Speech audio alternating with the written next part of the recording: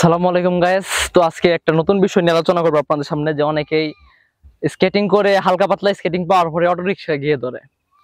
তো সকল স্কেটারই auto rickshaw ধরতে পারবো, ঠিক আছে, কিন্তু অনেক সময় দেখা যায় অনেক স্কেটার অটো রিকশা ধরছে। ওই দিনকে রাত্রে আমি আমার এক বন্ধু নিউ মার্কেট, আমি অটো রিকশা ধরছি। সে প্রথম প্রথম এক সপ্তাহ শিখছে স্কেটিং, শেখার পর সে ওই অটো রিকশা ধরছে আমার সাথে।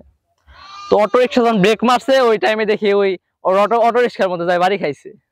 তো এরকম অনেক স্কেটার আছে যে আবেগে যায় অটো রিকশা ধরে। তো অটো রিকশা ধরার কিছু নিয়ম আছে, অনেকেই অনেক রিক্সের মধ্যে পড়ে যায়। যেমন অটো রিকশা যে গতিতে গেছে তার গতি ওই পর্যন্ত না হতে পারে। যেমন আমার চাকার জুতার সাইজ হলো 84 mm, এন্ড তার যদি 60 mm এর চাকার জুতার সাইজ থাকে তাহলে সে অটো রিকশা ধরে পারবো না, কারণ অটো রিকশা টান 30-35 পর্যন্ত ওঠে। আর 6 mm দিয়ে 30-35 তোলা খুব কঠিন, তার জন্য রিস্ক হয়ে যাব। এর জন্য বললি জুতার সাইজ বুঝে অটো রিকশা ধরা লাগবে। তো একজনের 100 mm এর জুতা আছে, সে মোটরসাইকেল ধরতেই পারে, অস্বাভাবিক কিছু না। কিন্তু আমার জুতার সাইজ হইলো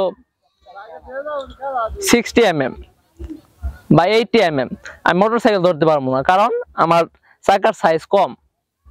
আমি ধরলে আমার জন্য রিস্ক হয়ে যাব। তো আবারও বলি, কেউ রিস্ক নিয়ে কোনো সময় অটো রিকশা ধরবেন না। ধরলেও আপনার চাকার সাইজ দেখবেন।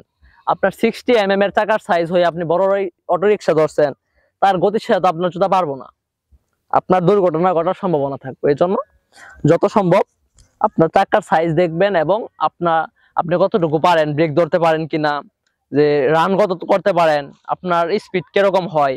আপনার যদি স্পিড 30-35 না হয়, আপনি যদি 30-35 গতির অটো ধরতে যান তাহলে অবশ্যই দুর্ঘটনা ঘটার সম্ভাবনা থাকবে। এই জন্য আবারও বলি, কোনো সময় অটো রিকশা ধরবেন না। যদি ধরেন তাহলে অটোর সমান আপনার গতি আছে কিনা এটা দেখবেন।